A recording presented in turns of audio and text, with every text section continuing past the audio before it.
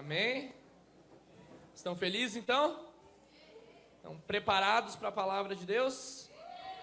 Então quero chamar o meu amigo, pastor Alexandre. Plauda Jesus pela vida dele. Uma honra estar te recebendo aqui. A Cris e a Amanda também, né? Vem com a família toda sempre aqui, né? Já é a tua casa, né? Fique à vontade. Que Deus te use aqui grandemente. Eu quero que você estenda as tuas mãos para cá para a gente orar por esse tempo de palavra. Senhor Jesus, nós te agradecemos pelo que o Senhor tem feito na vida do pastor Alexandre, na casa dele e através dessa família. Nós te agradecemos pelo teu Espírito usando ele, Senhor, por cada família alcançada, cada criança tocada, cada família restaurada, cada cura, cada manifestação do seu poder. E nessa noite não vai ser diferente. Nós oramos para que ele derrame, Senhor, o Espírito Santo através da vida dele, Senhor, que flua os rios de vida através da vida dele. Tem liberdade aqui no nosso meio para usar ele, Senhor, com palavras proféticas. Tu tem liberdade para usar ele com palavras de conhecimento. Tu tem autoridade para usar ele com palavras de exortação, de encorajamento, curas, libertação. Faz a tua obra, Espírito Santo. Usa ele e glorifica o teu nome nesse lugar através da vida dele. Em o nome de Jesus. Amém. Obrigado. Boa noite, gente. Vocês estão bem? Estão felizes? Olha para a pessoa que está ao seu lado e diga: se alegre, sorria. Deus vai mudar a sua história. Pelo amor de Deus. Olhe para essa pessoa e diga: se alegre, sorria. Deus vai mudar a sua história. Olhe para a pessoa que está ao seu lado e diga: eu sou tão abençoado, tão abençoada, que se eu fosse você, me pagaria uma pizza essa noite. Agora você gostou, né? Uau! Gente, um prazer muito grande estarmos aqui novamente. É sempre muito bom estarmos aqui. Nós vivemos esse final de semana um momento incomum, um momento ímpar. A presença de Deus veio de maneira real, poderosa. Foi incrível. Ontem nós ministramos a escola sobrenatural para líderes, pastores, igreja. Algumas pessoas estiveram conosco ontem. Tivemos uma experiência muito profunda com o Espírito Santo ontem. E agora à tarde aqui, nós ministramos o Impacto Kids on Fire com as crianças e os adolescentes. E eu vou contar para você que nós ficamos simplesmente impactados com o mover do Espírito aqui em nosso meio. Amém? Onde é que está? Eu esqueci o nome daquela irmã que estava aqui agora há pouco. Ela estava com uma calça camuflada. Onde é que ela está? Tá. A irmã que veio de Novo Hamburgo, o casal que veio de Novo Hamburgo, a Lu, onde é que está? Pode vir aqui o casal, por favor? Vocês podem vir aqui, por favor? Esse casal, a filha também vem cá. Eles vieram de Novo Hamburgo para estar conosco aqui nesse final de semana. Foi incrível o que o Espírito Santo fez. E houve um momento aqui em que nós estávamos ministrando. Nós ministramos o coração das crianças. E depois as crianças começaram a orar pelos adultos. E começou assim, tinha um menino que eu acho que é... Você pode vir aqui um pouquinho, por favor? Tinha um menino que eu acho que é o Israel. Onde é que está a mãe do Israel? Vem cá rapidinho. O Israel está ali, né, com as outras crianças. No final ele vai estar aqui com a gente. Vem cá rapidinho, por favor. A mãe do Israel falou que foi um desafio para ele vir hoje aqui, porque teve um acidente com um cachorrinho. Ele estava muito preocupado. Daí você falou para ele não se preocupar, que ele ia talvez perder aquilo que Deus tinha para ele, não é? Nós estávamos ministrando as crianças aqui, e o Israel foi muito tocado por Deus. E eu fui até ele e falei assim: por que você está chorando? Ele olhou nos meus olhos e falou assim: porque eu estou sentindo a presença de Deus. Uau! Quantos anos tem o Israel? 8. 8 anos. Nós ministramos o Israel, a presença de Deus veio sobre ele. Muito forte. Muito forte. Aí o Israel foi tocado por Deus. Aí eu estava ministrando outras crianças aqui, e um outro menino entregou a vida para Jesus. Olha para quem está ao seu lado e diga: uau! Não é incrível isso? Para mim é incrível. Entregou a vida para Jesus.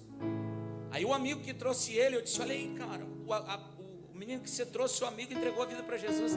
Ele botou a mão na cintura e disse: que incrível. Uau.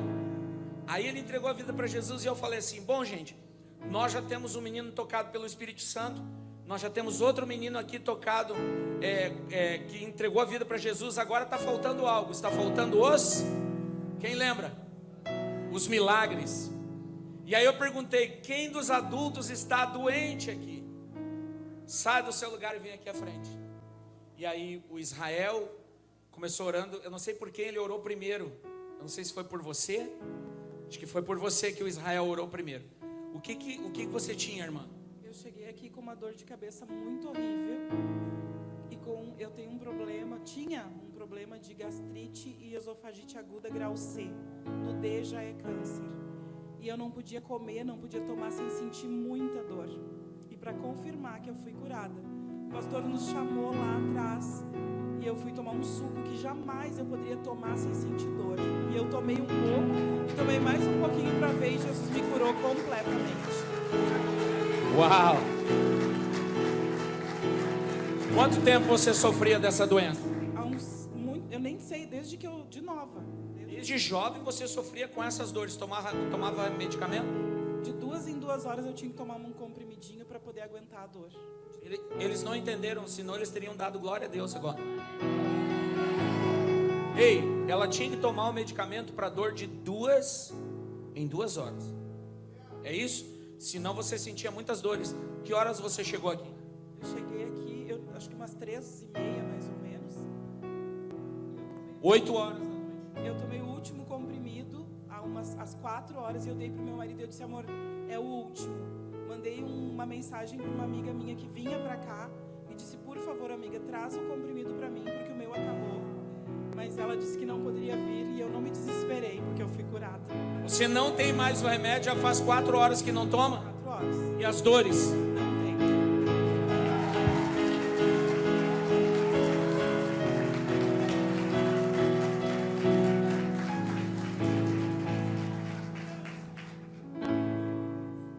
8 anos? 8 anos.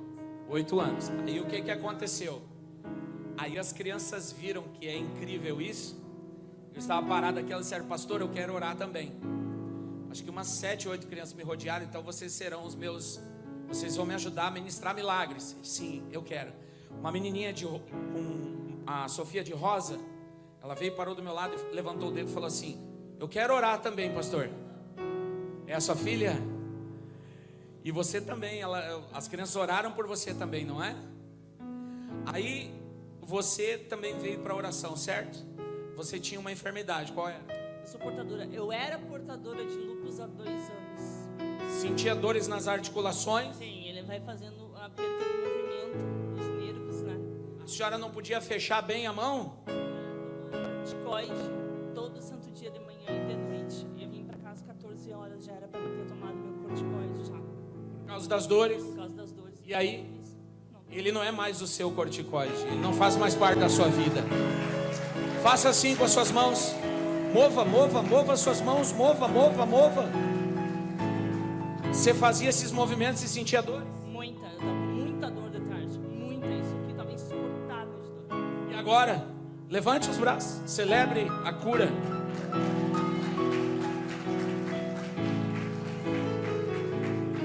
As crianças oraram por você? Sim. Não foi um grande missionário? Foi. Quantos anos ele tinha? 5 anos? 8 anos. Agora, obrigado, pode voltar. Vamos aplaudir a Jesus pela vida dos nossos irmãos. Agora, escute isso. Eu quis que essas pessoas testemunhassem. Os adolescentes receberam um toque muito precioso de Jesus também, não foi? Algo sobrenatural veio sobre a sua vida, o amor, a paternidade, o coração do Pai. Nós tivemos então hoje à tarde aqui uma experiência em comum com o céu. Eu gostaria de dar um conselho a você. Toda vez em que nós temos uma oportunidade de termos um encontro com Jesus, nós não podemos perder essa oportunidade. Em uma cidade havia uma mulher que já há 12 anos ela sofria de uma hemorragia. E ela acreditava em seu coração, ela disse para si mesma: se eu tão somente tocá-lo, eu serei curada. A Bíblia diz que ela disse consigo mesma, para si mesma: se eu tão somente tocá-lo, eu serei curada. Nós podemos tocar Jesus. Eu vou repetir isso. Nós podemos tocar Jesus.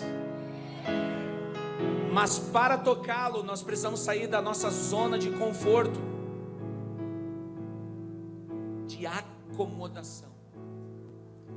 Eu vou falar algo para vocês, eu já vou entrar na ministração dessa noite, mas eu preciso dizer isso.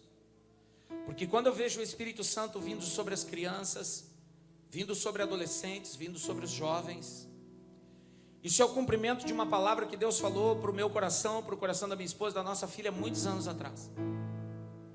Na verdade, Ele falou há milhares de anos atrás, através da boca de um profeta chamado Joel: nos últimos dias derramarei do meu espírito sobre toda a... Falou idade, sexo, condição econômica, social, intelectual. Então o Espírito Santo é para...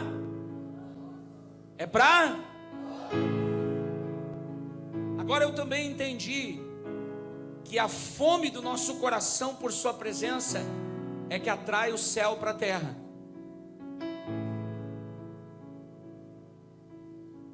Você sabia que você pode trazer o céu para... Diga comigo: Pai, que venha o teu reino e a tua vontade seja feita na terra como é no céu.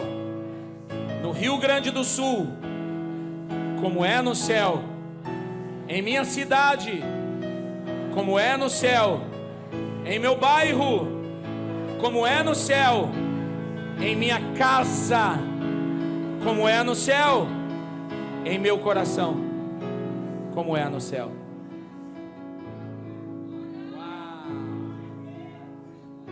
Então a vontade do Pai é que o céu se manifeste na terra. A vontade do Pai é que o céu se manifeste em sua casa, em sua família, em seu casamento, em suas finanças e no coração dos seus filhos. O desejo do coração do Pai é que todos sejam cheios do Espírito Santo.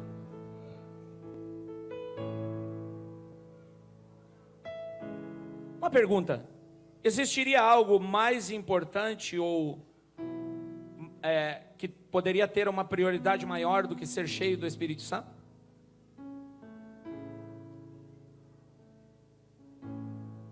Não vos embriagueis com o vinho, onde há problemas, confusão, dúvidas, medo, ansiedade, depressão, mas enchei-vos do Espírito Santo.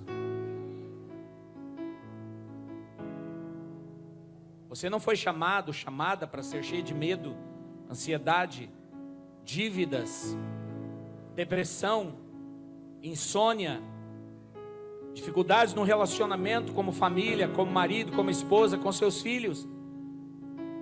Nós somos chamados para sermos cheios do Espírito Santo. Diga essa palavra: cheio. Diga mais uma vez: cheio. No reino de Deus, cheio, por exemplo, esta garrafa, ela está cheia? Não. No reino dos céus, cheio não é até a borda. No reino dos céus, cheio é até transbordar. Diga essa palavra: transbordar. O nosso chamado é para sermos cheios do Espírito Santo. Esse é o chamado para a igreja em todo tempo. Famílias, lares, aonde o Espírito Santo se manifesta com a glória do céu na terra. Tem alguém doente na terra? Perdão, no céu? Tem alguém com depressão no céu? Tem medo no céu? Tem dívida no céu? Tem fofoca no céu? E na igreja? Que isso, irmão? Que isso? A vontade do Pai é que as coisas, assim como são no céu, elas se tornem na... Quantos já viram aquela expressão, a minha casa é um pedacinho do céu?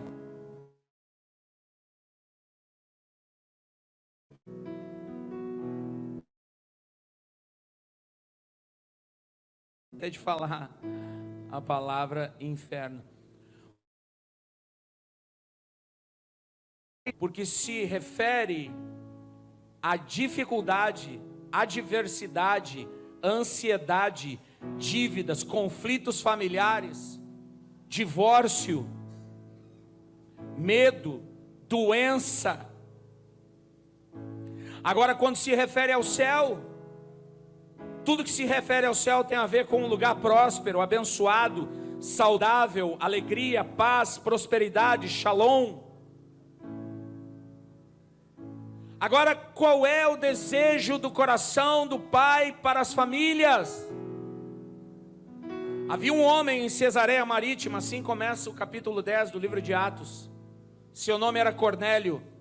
Ele era um centurião da guarda, da corte romana. Ele era um centurião romano. Mas a Bíblia diz lá, no livro de Atos, que Cornélio era um homem temente a Deus. O que ele era? O que ele era? Temente a Deus. Ele era um homem de oração. O que ele era? E que ele era generoso. Tem 3 coisas nos céus que estão diante de Deus, a meu e a seu respeito: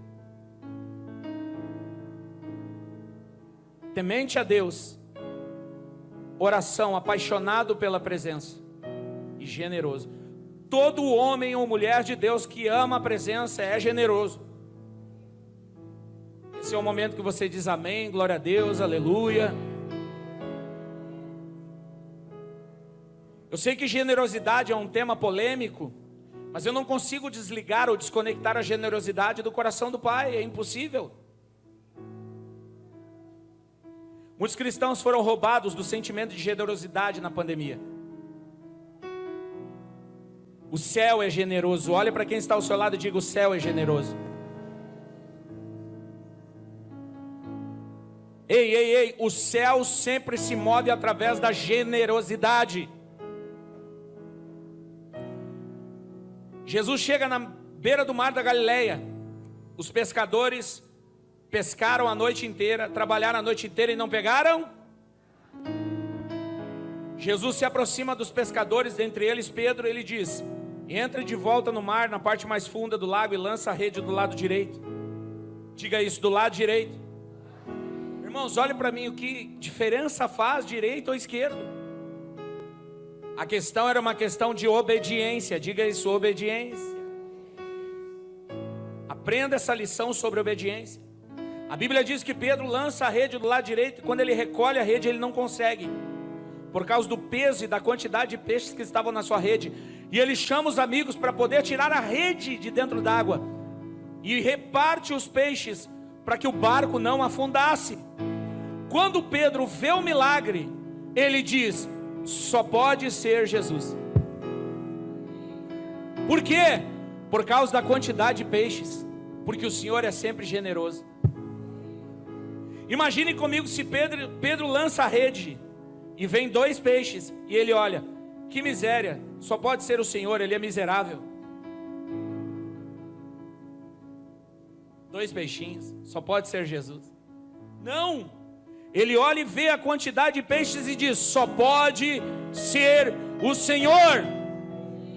Deus vai fazer algo poderoso em sua casa e em sua família nesses dias, e todos irão olhar e dizer: só pode ser o Senhor. Meu Deus.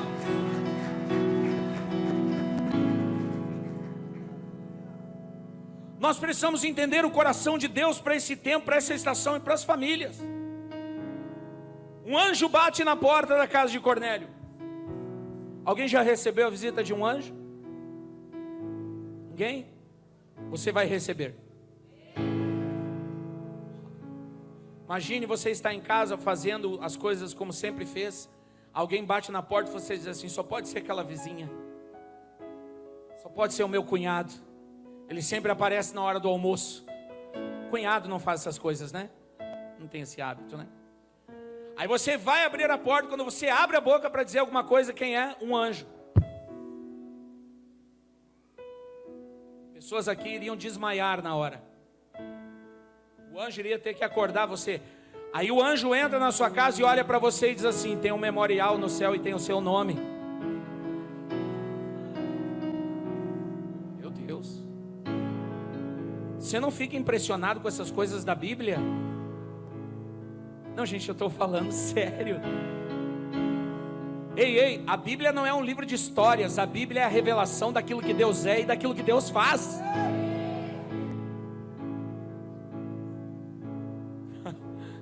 Toda vez que a Bíblia diz, entrou um anjo, falou o anjo, o coxo andou, o cego enxergou, o surdo ouviu, o paralítico andou, Jesus andou sobre isso, me impressiona muito. E essa é a vontade do Pai para os seus filhos hoje. Aí o anjo entra na casa de Cornélio e diz: Cornélio, tem um memorial nos céus e tem o seu nome. E lá nesse memorial está escrito que você é um homem temente a Deus, um homem de oração e um homem generoso. E por causa do seu coração, Cornélio, e agora eu quero começar a falar com os homens de Deus aqui nessa casa. Quando o pastor falou homens de Deus, eu vi bastante homens rugindo. Sacerdotes. Nós, homens, nós sacerdotes, nós somos os portadores da palavra profética para a nossa família. O que sai da sua boca, meu irmão, na sua casa, determina, pode levantar altares ou pode destruir altares. A palavra que sai dos teus lábios são decretos em sua casa. Quais são os decretos que você tem liberado sobre a vida da sua esposa? Quais são os decretos que você tem liberado sobre a vida dos seus filhos? Eu estava numa cidade muito longe daqui, muito longe daqui. E teve um momento, e nós vamos ter esse momento aqui hoje. Eu pedi que os pais orassem pelos filhos. Os pais abraçaram os filhos. E eu disse: não mandei você abraçar o seu filho, eu mandei você orar pelo seu filho. E eles continuaram abraçados com os filhos e olhando para mim com aquela cara de paisagem. Alguns abraçavam os filhos assim, ó.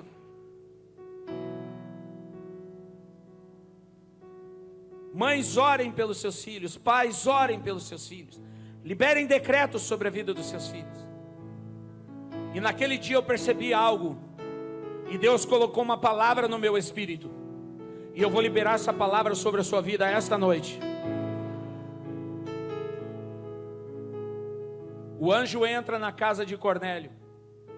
E o anjo decreta que a vida de Cornélio e a família dele nunca mais serão as mesmas. E manda que os servos de Cornélio vão até Jope e tragam um homem chamado Pedro. Eu vou encurtar a história. No dia seguinte, Pedro chega na casa de Cornélio. Cornélio leva toda a sua casa, os seus servos e os seus vizinhos. Quanta gente tinha na casa de Cornélio naquele dia? Você consegue imaginar? 20, 30, 40 pessoas, não sei. Mas tinha muita gente. E a Bíblia diz que Pedro começa a falar a respeito do Senhor. Sua vida, seus mandamentos, sua morte e sua ressurreição. E diz o texto que enquanto Pedro falava, todos foram batizados no Espírito Santo.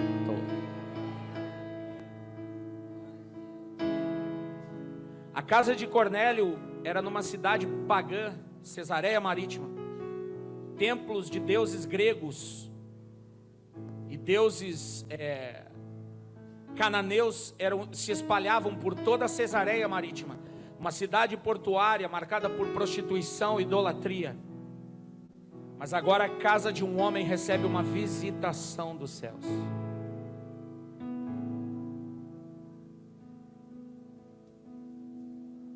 Meu Deus. A casa de um homem recebe uma visitação dos céus.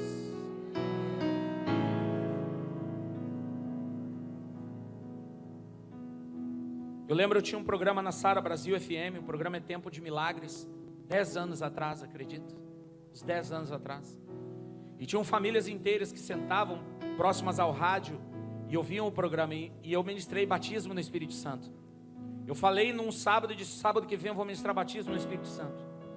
Um homem reuniu toda a sua família, seus filhos, levou até o genro.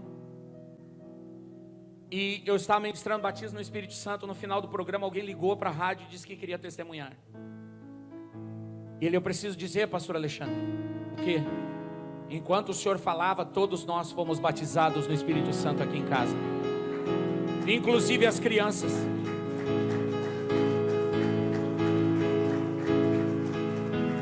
Com quantos anos uma criança pode ser batizada no Espírito Santo?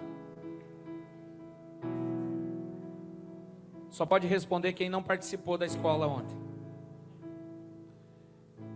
A Bíblia diz sobre João Batista que ele seria cheio do Espírito Santo enquanto ainda estivesse desde o ventre da sua mãe.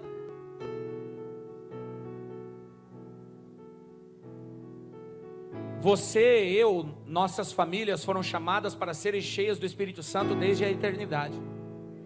Quando Deus projetou a sua casa, Ele já projetou ela como sendo uma casa cheia do Espírito Santo.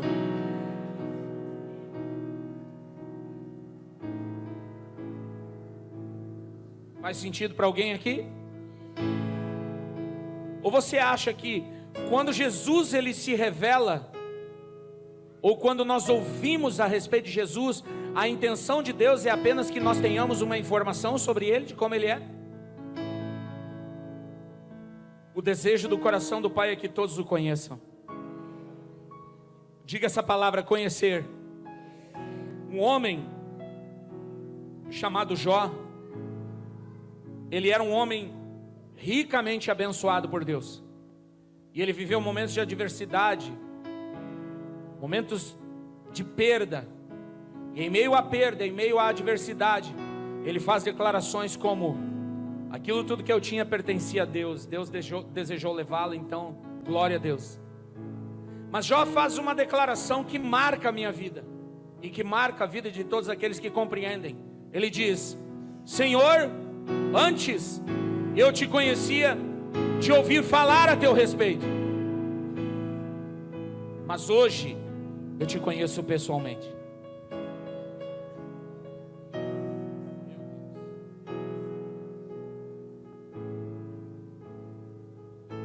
Eu te conheço pessoalmente. O que é o cristianismo para você? Um punhado de boas histórias a respeito de Jesus?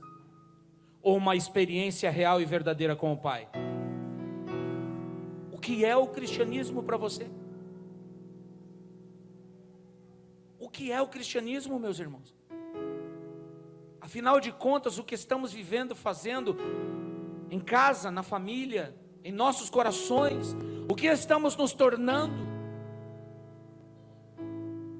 Uma pessoa disse para mim: os tempos são difíceis, pastor. Eu disse: os tempos sempre foram difíceis. Jesus, ele disse que seriam difíceis. Verdade ou não é, pastor? Mas ele também disse que estaria conosco todos os dias, até a consumação dos séculos.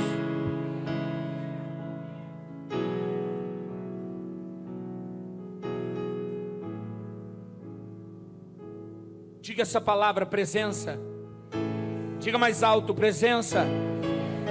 A presença de Deus invadiu a casa de Cornélio.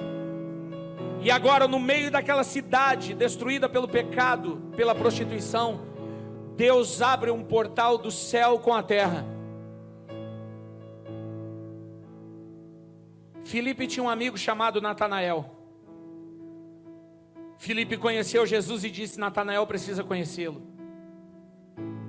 Filipe foi até Natanael e disse: encontramos o Messias. Natanael, um dos que então ainda não eram discípulos, mas se tornaria, olhou e disse: de onde ele veio? Filipe falou: de Nazaré. Natanael olha e diz: viria alguma coisa boa de Nazaré? Filipe olha para ele e diz: vem e veja.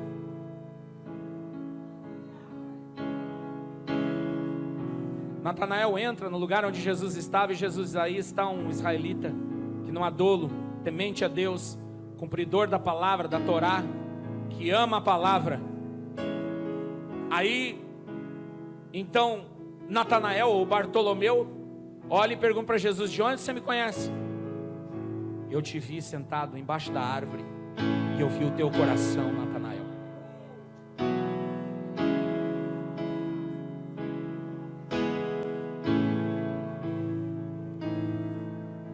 Natanael dá 2 passos para trás e diz: Rabi, mestre.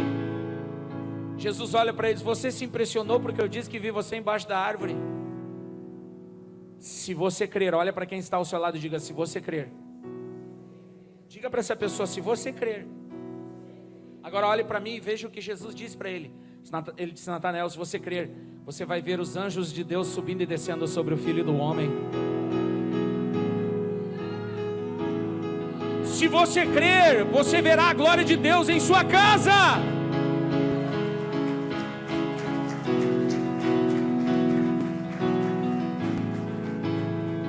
Meu Deus, o maior avivamento da história da igreja na terra irá começar nos lares.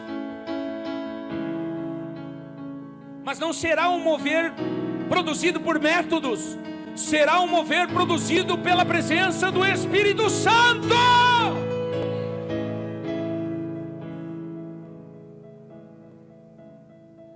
Agora começa um avivamento em Cesareia Marítima, através da vida de um homem e da família de um homem. Acontecerá algo poderoso na sua vida que vai impactar todos à sua volta.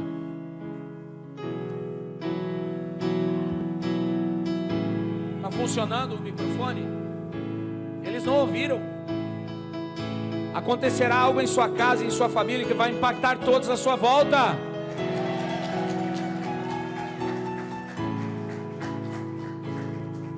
Você é um pouco mais ousado. Eu já preguei tantas vezes nesse ministério, eu acho que a ousadia nunca vai ser demais, né, pastor? Imagine uma situação. Alguém aborda você e diz assim: você é aquele que vai na igreja, não é? Eu sou aquele que vai na igreja. Que legal. Ponto, acabou o diálogo. Certo? Que legal, ponto. Agora alguém chega para você e diz assim: você é daquela família que milagres estão acontecendo em sua casa?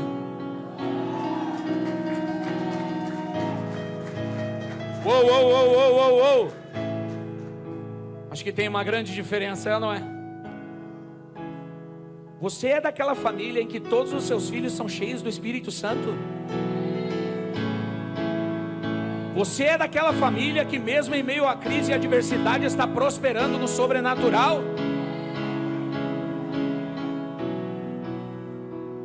Sua casa é um portal do céu na terra.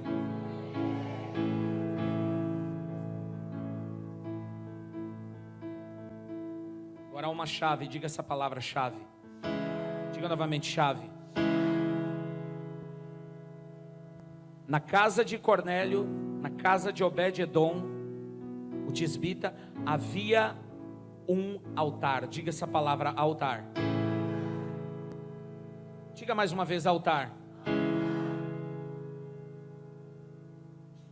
Havia um altar de adoração na casa de Obed-edom, e havia um altar de adoração na casa de Cornélio. A presença ficou 3 meses na casa de Obed-edom, e toda a sua casa foram abençoadas. 3 meses. Quantos meses? E se eu disser para você que a presença de Deus não quer apenas estar por 3 meses na sua casa? Se em 3 meses Deus mudou a história e a vida daquele homem, a ponto de ele se tornar um dos homens de confiança na casa e no templo e no palácio de Davi. Imagine o que a presença de Deus é capaz de fazer na sua casa daqui para frente.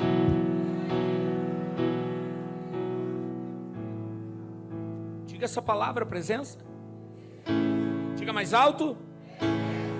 Esse é o segredo.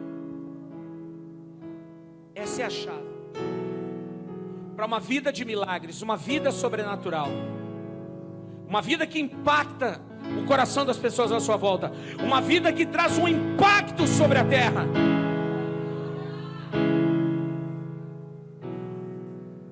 Há 10 anos atrás, quando eu tive um encontro sobrenatural com a glória de Deus, eu disse: Deus, eu não quero apenas viver, eu quero que a tua vida em mim, a tua presença em mim, venha trazer um impacto sobre a terra. Hoje, quando vejo jovens e adolescentes e crianças e famílias sendo tocadas pela glória de Deus, Deus me traz à memória essa oração. Essa oração. Alguns anos eu vejo nossa filha Amanda ministrando, liberando a presença, liberando o coração do Pai, falando para as crianças a respeito do direito que eles têm de viverem uma vida sobrenatural. Aí vem um menino, acho que foi o Israel mesmo, ele vem e diz assim, ó: eles não acreditam porque eu sou pequeno demais. Hã? Eles não creem porque eu sou pequeno demais. Aí a Cris falou para ele: não, você não é pequeno demais, você é chamado por Deus.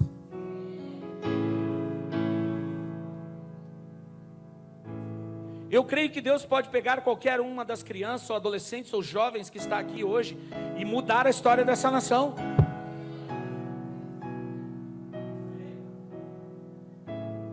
Eu não tenho nada contra políticos, política. Eu acredito que é um assunto necessário nos dias de hoje, trazer uma reflexão, um esclarecimento sobre isso. Mas eu acredito que o destino desta nação está na boca dos profetas. Olhe para quem está ao seu lado e pergunte: onde estão os profetas? Alguém tem a resposta? Opa! Uma voz solitária falou no meio da multidão. Opa! Eu sei que tem duas pessoas hoje aqui que vão viver algo sobrenatural e vão se mover no profético nesse ano de 2022. Uma delas sou eu. Quem é a outra?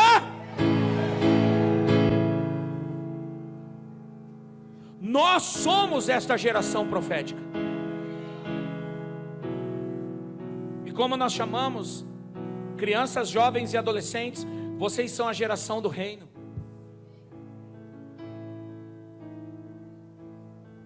Existe as gerações. Os especialistas, psicólogos definiram entre geração Z, geração X. Nós que temos mais de 40 anos, quem tem mais de 40 anos? Tem umas carinhas que tem mais de 40, mas não levanta a mão, é impressionante. Impressionante. E me disseram, eu tinha 20 anos e me disseram: quando você chegar na casa 200, a vida vai passar mais rápido. E eu não acreditei. E agora em setembro, dia 28, eu faço 49 anos. Mas não parece, você já percebeu?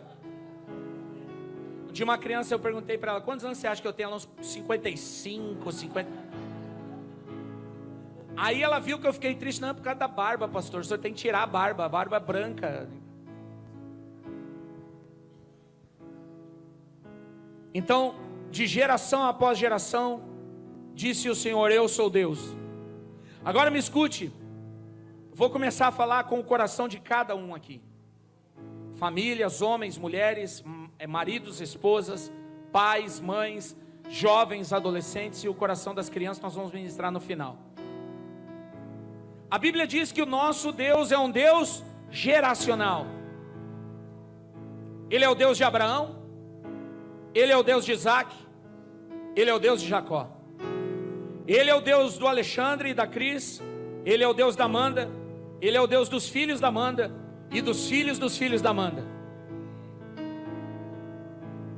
Ele é o seu Deus. Ele é o Deus dos seus filhos. Ele é o Deus dos teus netos. Ele é o Deus dos teus bisnetos.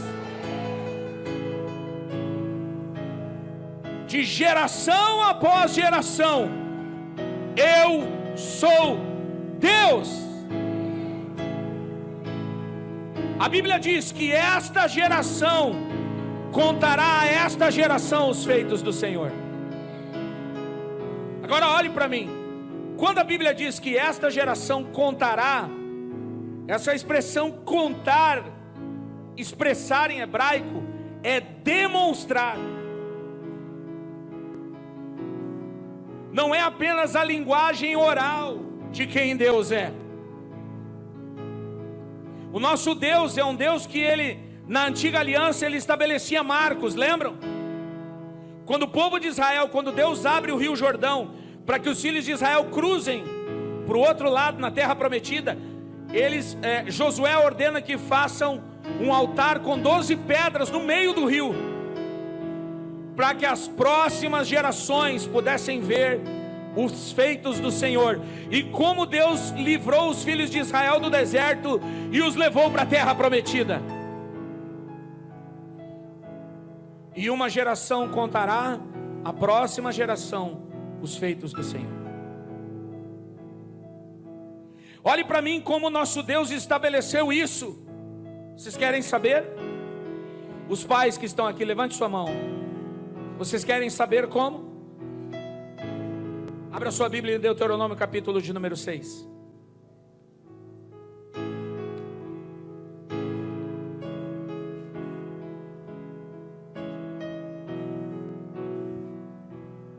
Versículo de número 4. Yaremai decori alamandesei.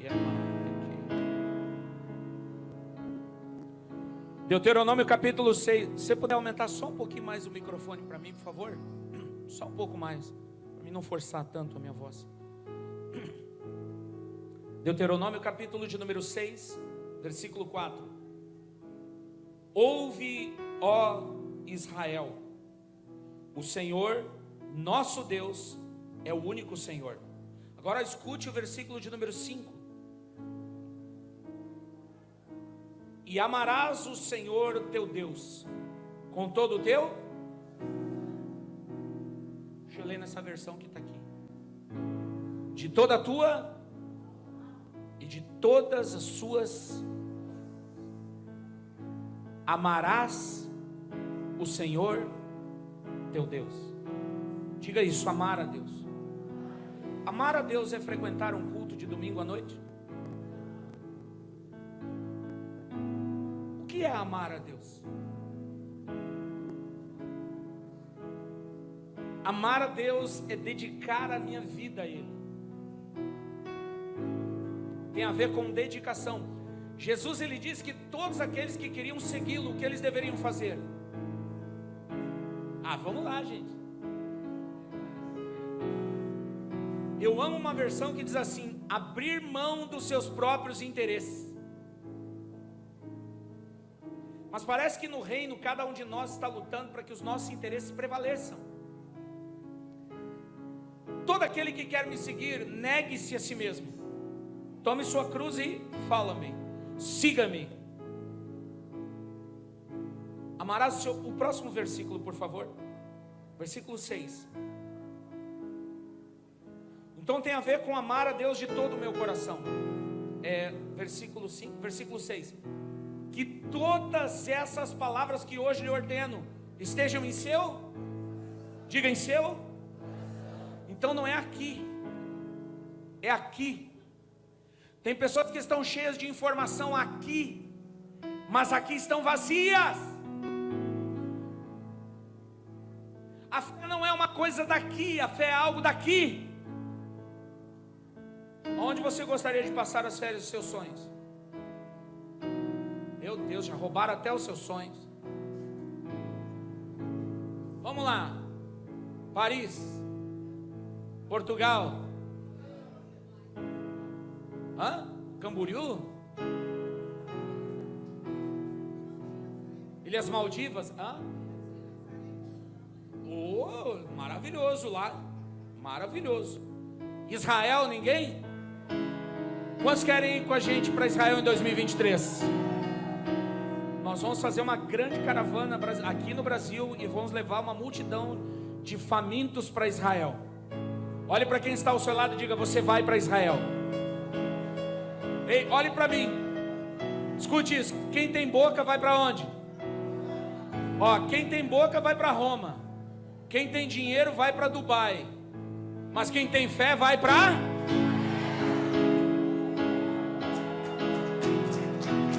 Israel. Um dia uma pessoa falou para mim assim: eu não tenho vontade de ir para Israel, eu não sonho em ir para Israel. Eu disse assim: o dia que essa vontade surgir no seu coração e você for, você vai querer voltar para lá todos os anos. Tem alguém aqui que já foi para Israel? Nós fomos, eu e a Cris, a primeira vez em 2011, 2012, 2013. Agora eu volto a Israel em 2023, para uma viagem profética. Orem por mim, orem por mim. Então, guarda no seu... eu esqueci de fazer uma pergunta. Esse lugar, Nazaré, em Portugal, a senhora já sonhou em estar lá? Já se viu lá? Andando nas ruas, ouvindo, como é que é fado, né, que os portugueses tocam? Olha, ela sabe descrever exatamente como é. As ondas, você viu como é? Então a senhora já esteve lá, em seu coração. Agora quer ver uma coisa? O coração diz: eu quero ir para lá, eu vou ir para lá, eu creio que eu estarei lá, é o lugar dos meus sonhos. Mas aí o seu bolso fala com você.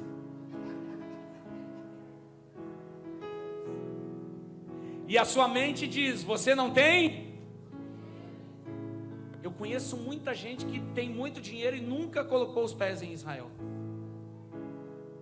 Em 2011 eu fui para Israel por milagre, 2012 milagre, 2013 milagre, 2014 eu viajei para o Reino Unido, na Inglaterra, país de Gales.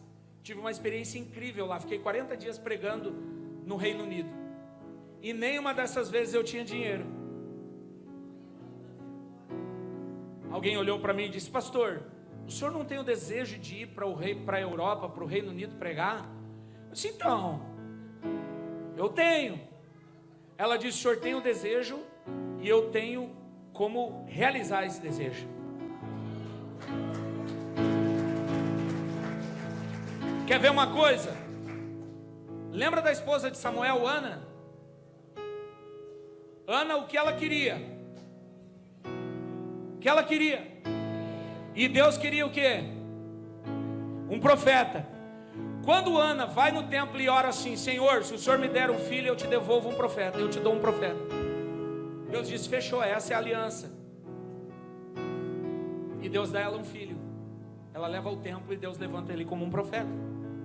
É assim que Deus faz as coisas, meus irmãos. O Ministério Íntimo do Pai queria começar um programa de TV em Santa Catarina, pastor Marcelo. O apóstolo Denardi, o nosso pastor, ele está num culto em Santa Catarina e ele está ministrando e um número muito grande de pessoas surdas voltaram a ouvir naquele culto. No final do culto, uma pessoa vai até o apóstolo Denardi e diz assim: o senhor deveria ter um programa de TV, ou na TV. Ele disse: eu quero um programa de TV, mas eu estou esperando o favor de Deus. Esse homem olha para ele e disse: eu sou o favor de Deus na sua vida.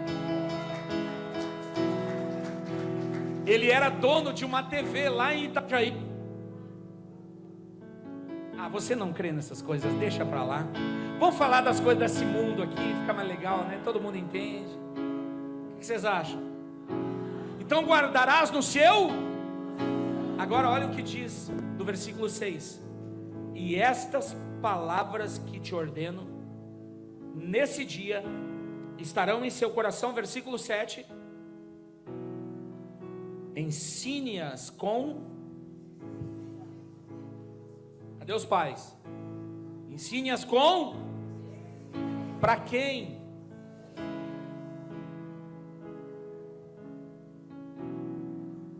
que eu devo ensinar para os meus filhos? Amarás. Eu devo ensinar os meus filhos a amar a Deus. Olhe para mim, como se ensina sobre o amor? Amando. Eu revelo o amor de Deus para o coração dos meus filhos. Com persistência. Converse sobre elas. Quando estiveram, converse a respeito disso. Deixa eu ler essa tradução aqui, pastor. É a King James 1611. Diz assim: e as ensinarás diligentemente aos teus filhos, e falarás delas, quando te assentares em casa, e quando andares pelo caminho, e quando te deitares, e quando te levantares. Ensinarás os teus filhos. Diga isso, ensinar os filhos. Diga, ensinar os filhos. Uma empresa muito idônea de pesquisa, de marketing, fez uma pesquisa para ver quanto tempo os pais ficavam com os filhos em casa. Aí se faz uma média, você sabe, né? 24 horas por dia, 7 dias da semana. E eles disseram que os pais costumam ficar em média com os filhos 26 minutos? Não. Segundos.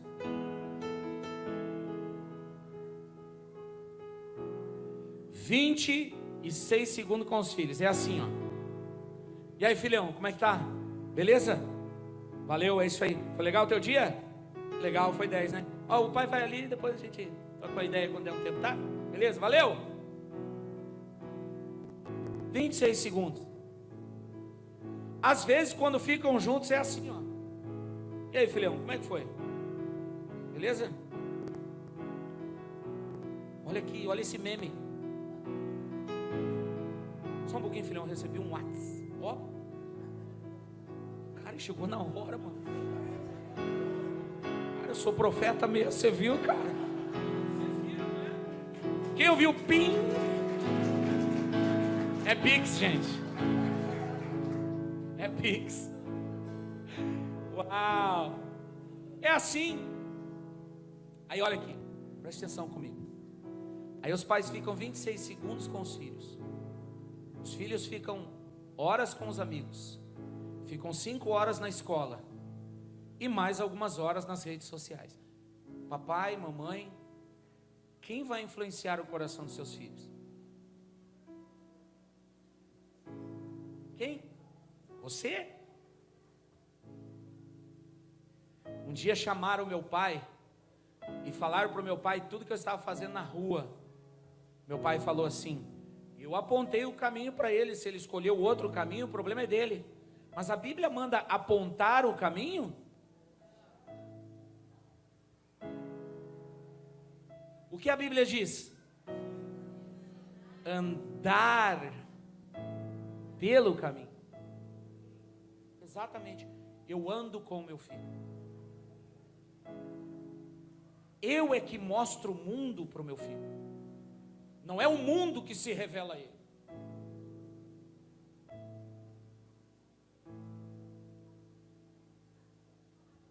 Um dia,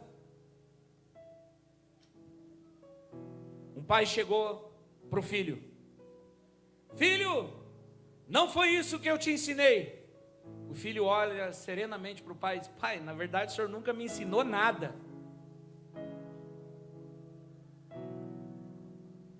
Tem algum pai, alguma mãe aqui que já percebeu, já chegou à conclusão que os filhos eles não fazem o que a gente diz?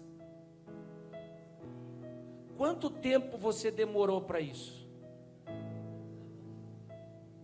Hã? Ou é uma revelação isso para você agora? Ô pastor, por que você não me falou isso há anos atrás, pastor? Sabe por quê? Os filhos não fazem o que a gente diz, eles fazem o que a gente faz. Quantos querem que os filhos sejam cheios do Espírito Santo? Você é cheio do Espírito Santo? Acho que não devia ter falado isso, perdi. A galera não vai. Você quer que o seu filho seja um jovem, um adolescente que ama a Bíblia? Você lê a Bíblia?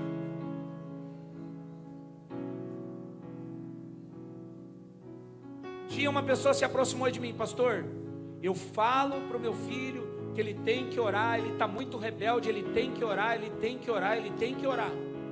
E o Espírito Santo falou assim para mim: pergunta para ele, pergunta para o pai se o pai ora. O pai veio fazer esse pedido para mim. E eu disse: eu não vou perguntar isso, Espírito Santo, fala você mesmo com ele. Às vezes o Espírito Santo coloca a gente numa situação meio constrangedora. E aí eu disse: não vou falar. E aí, ó pastor, esse menino não quer saber de orar, não quer saber da Bíblia, está se envolvendo com umas amizades aí. O Espírito Santo pergunta para ele se ele lê a Bíblia. Aí eu olhei assim e disse: irmão, preciso te perguntar uma coisa. E ele: o que, pastor? E ele olhou no fundo dos meus olhos assim, ó: o senhor ora? O senhor lê a Bíblia? Ah, pastor, a minha vida é muito corrida, eu não tenho tempo para essas coisas. Se nós não temos tempo para as disciplinas espirituais, como nós vamos produzir a mesma fome no coração dos nossos filhos? Aí o seu filho, infância, adolescência, 15 mil horas de ateísmo, humanismo e todo tipo de ideologia contrária à palavra de Deus. Quantas horas? E os pais, na sua grande maioria, não estou dizendo que é o seu caso, ficam 26 segundos com o filho. Quem vai influenciá-lo? Quem está discipulando o seu filho?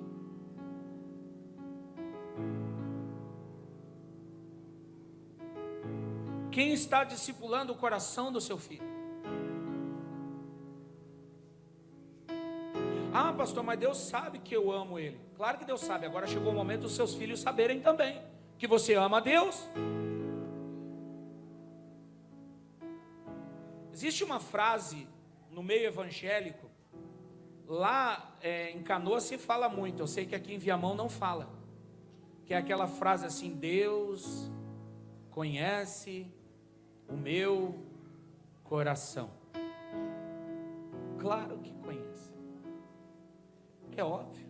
Mas você conhece o coração de Deus? Porque saber que Ele conhece o nosso coração, todos sabem. Agora nós conhecemos o coração de Deus para esse tempo. Você conhece o coração de Deus para os seus filhos, para a próxima geração, para essa geração de jovens e adolescentes? Ensina diligentemente, persistentemente. O que é ensinar com persistência? É diariamente compartilhando os valores, os princípios e o poder do alto com o coração dos seus filhos. –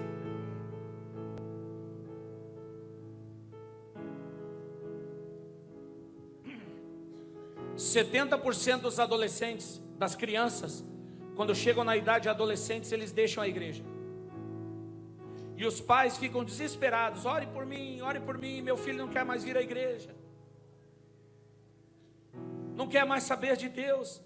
Aí durante boa parte da infância esteve na igreja, mas Jesus não foi apresentado a ele.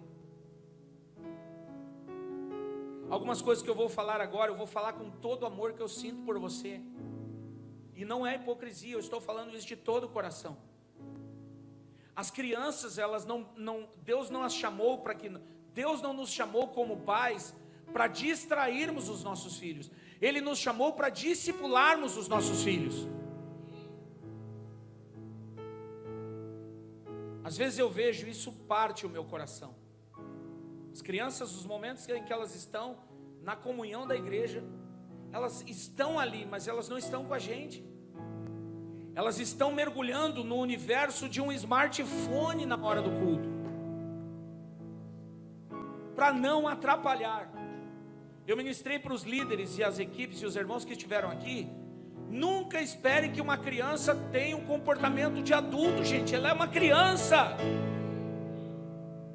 Agora nós somos os responsáveis por introduzi-la no reino dos céus.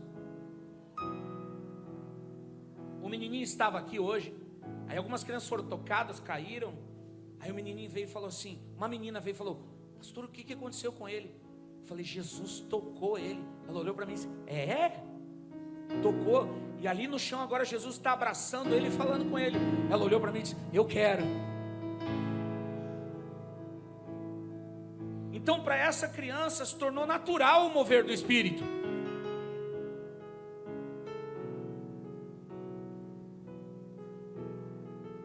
O mover do Espírito Santo deveria ser o habitat natural nosso, a nossa atmosfera real.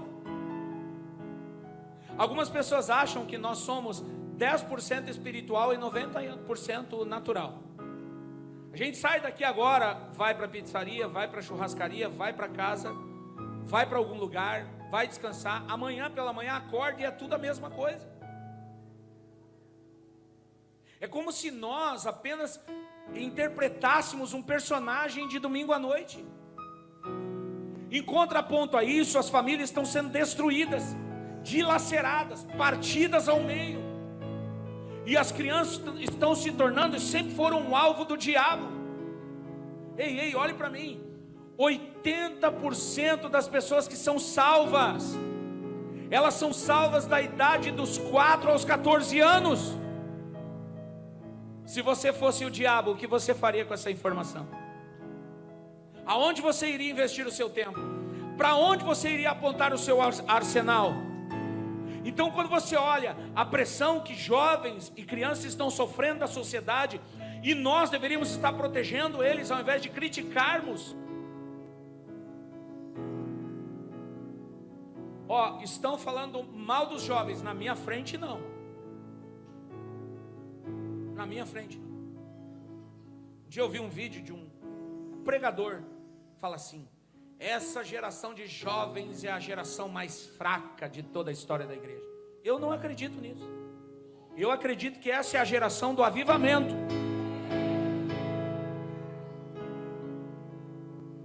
Os jovens, eles já sofrem pressão da sociedade demais, gente. Você já deve ter percebido isso, é ou não é? Se eu tivesse as demandas que esses adolescentes têm na vida, eu não sei se eu suportaria. Na minha época e na época do pastor Marcelo, a gente só tinha um par de tênis e era um quichute. Não, você não é dessa época, né, pastor? Topper. Eu peguei, quem pegou a época do quichute aí? Sabe que quando um pai dava um quichute para um filho ou para uma filha, é porque todo o tênis que o pai dava, o filho destruía. Aí o meu pai olhou para mim: vou te dar um quichute, quero ver agora. Se eu tivesse guardado, estava até hoje lá inteiro. Agora vocês não. Vocês o tempo inteiro, a sociedade está pressionando vocês para que vocês deem uma resposta, para que vocês se encaixem, se adaptem, mudem. Dizem que essa geração foi uma geração para... Eles não têm coisas profundas, eles ficam fluindo.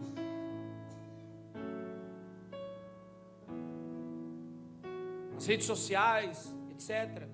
Não tem nada contra as redes sociais, mas as redes sociais, os influencers, eles querem dizer para vocês como vocês devem viver as suas vidas. Ei, olhe para mim, adolescentes, a vida é de vocês, não deles. Vocês decidem como vocês vão viver as suas vidas.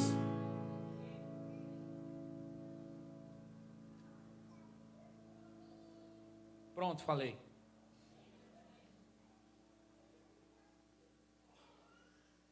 Aí nós esperamos para falar de Jesus quando é maior, não é? Aí o que acontece?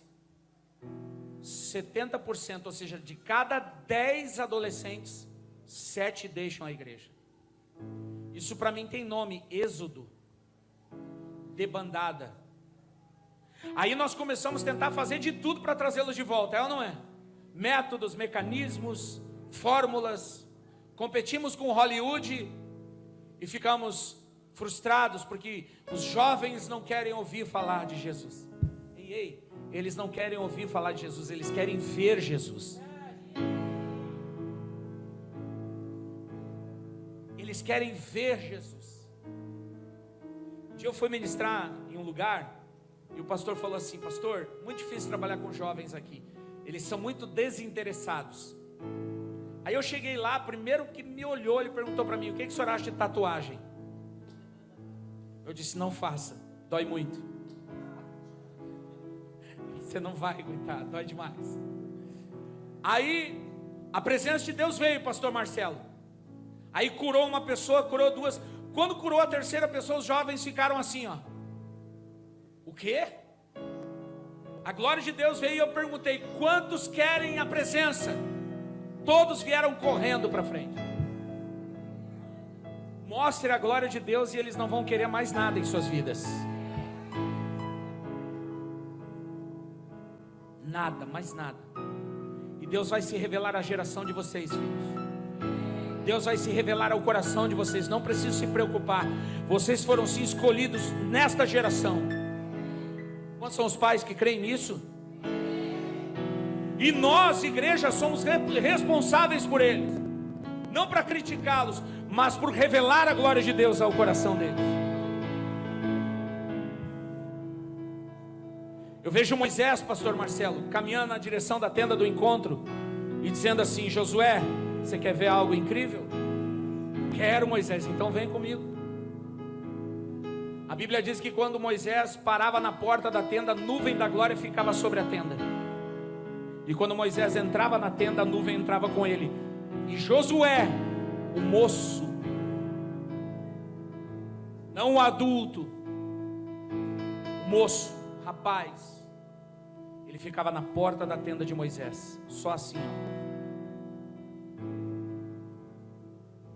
Quando Moisés saía, eu acredito que Josué dizia: como foi? Moisés, será que um dia eu vou ter essa experiência? Eu creio que Moisés olhou para ele: ah, você vai ter sim. Ah, você vai, Josué. Quantos querem essa experiência com o céu? Agora olhe para mim. Eu não tenho muito tempo, o pastor falou que eu tenho que terminar antes da meia-noite, então não posso perder tempo. Eu sei que você tem pressa. A única pressa que eu tenho é a volta de Jesus, só essa. Agora, escute. Ensina o teu filho diligentemente. O que é ensinar? Ensinar é discipular. As crianças precisam ser discipuladas e não distraídas. Jesus estava pregando em uma cidade e as mães traziam as crianças para que eles abençoassem. Os discípulos tentaram impedi-las. Quem tentou impedir as crianças? Os discípulos, não foi os fariseus, não é? Foram os discípulos. Jesus, a Bíblia diz que Jesus se indignou. Como ele ficou? E ele disse: deixe vir a mim as criancinhas, porque o reino de Deus pertence a elas. Vocês sabiam que aquilo que nós muitas vezes precisamos lutar para entender e receber já pertence às crianças? As crianças não precisam lutar pelo reino, o reino já pertence a elas. E a Bíblia diz que Jesus as tomou em seus braços e as abençoou. Jesus não orou assim: ok, Zezinho, Joãozinho, Deus abençoe, tá, vai. Ele as tomou em seus braços e as abençoou. Número 1, fique comigo aqui, número 1. O discipulado ele começa em casa, com a família. A família é a principal responsável por revelar a glória de Deus para a criança, para os filhos. Como que a família fará isso? Diligentemente, gastando tempo. Quanto tempo você gasta com seus filhos? Sejam eles crianças, adolescentes ou jovens. Quanto tempo você passa com os seus filhos? Porque o tempo que você passar com eles determinará a influência que você vai gerar no coração deles.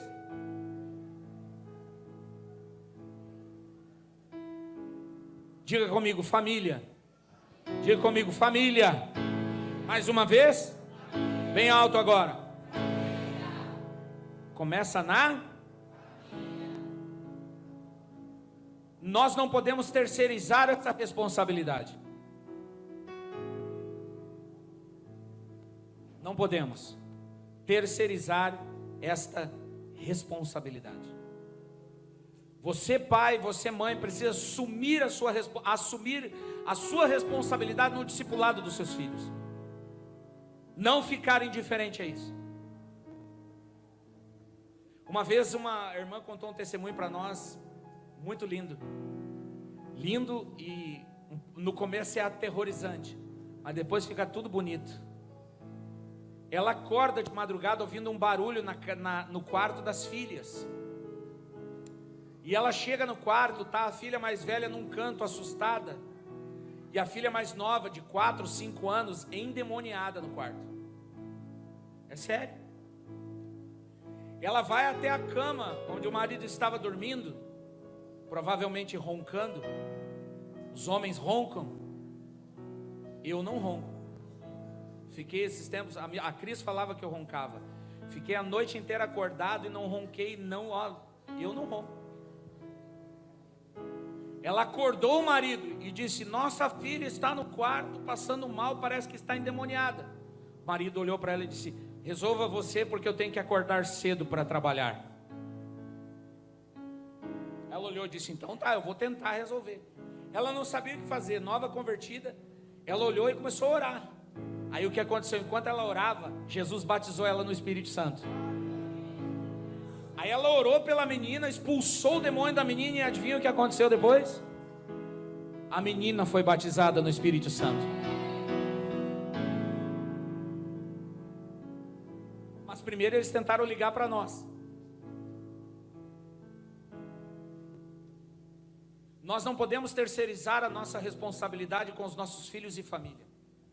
Nós precisamos assumir o nosso lugar, homens como sacerdotes, mulheres como profetas dentro de sua casa, provedoras da sua casa, no sentido de prover vida em sua casa e gerar vida no coração dos seus filhos. E segundo, o papel da igreja. Diga comigo, o papel da igreja.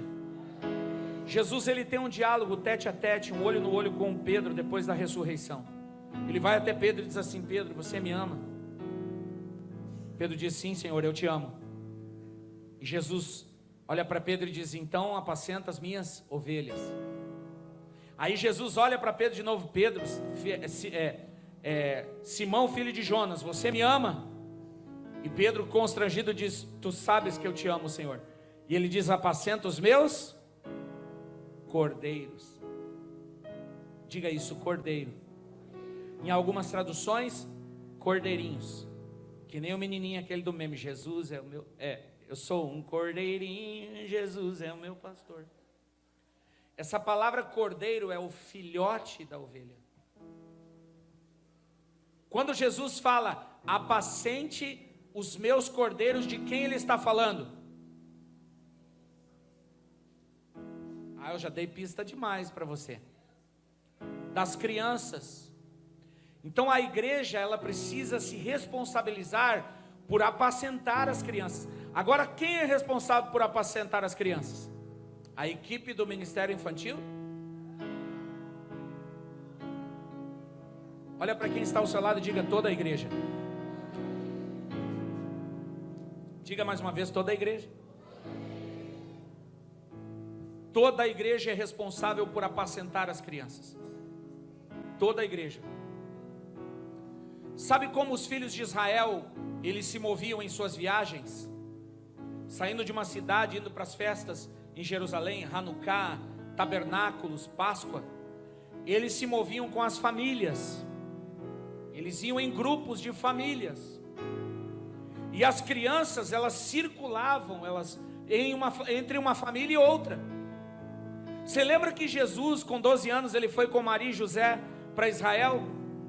E a Bíblia diz que eles caminharam por um dia. E aí Maria se deu conta de que Jesus não estava com eles. E aí a Bíblia diz que quando ela se deu conta que não estava com eles, para quem Maria perguntou aonde poderia estar Jesus? Com seus familiares. E eles disseram: não está conosco. Por que ela fez essa pergunta para os familiares? Porque as crianças na época eram responsabilidade de todos da família. Então não é porque não era meu filho que eu não era responsável por ele. A igreja toda assume a responsabilidade pelo discipulado e o crescimento na graça e no conhecimento do Senhor das crianças. Às vezes a igreja se move por um espírito de indiferença. Não é meu filho, não é problema meu.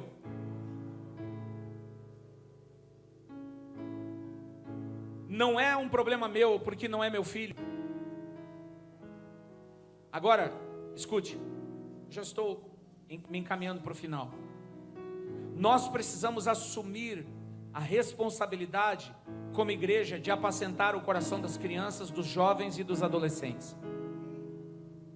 Todos nós como igreja precisamos assumir o nosso papel como igreja. É um mandamento do Senhor: apacente os meus cordeiros. Apacente os meus cordeiros. É responsabilidade de todos nós. Agora me escute. Eu falei que o desejo do coração de Deus nesses dias era operar um grande milagre na igreja e no coração dos pais e dos filhos nesse tempo. Malaquias capítulo de número 4, abra sua Bíblia. E eu leio esse texto e nós vamos estar ministrando. Malaquias capítulo de número 4, versículo de número 5 e 6.